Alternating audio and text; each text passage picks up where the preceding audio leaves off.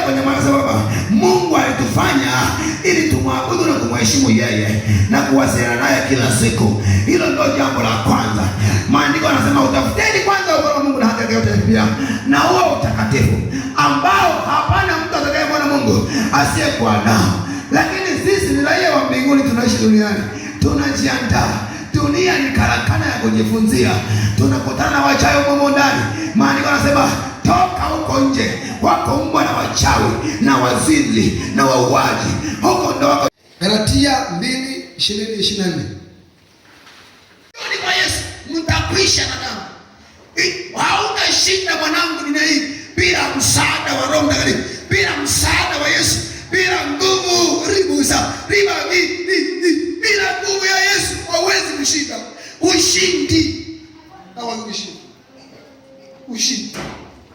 Anaweza kuondoa kiu ya wanaume. Yupo anaweza kuondoa kiu ya sigara.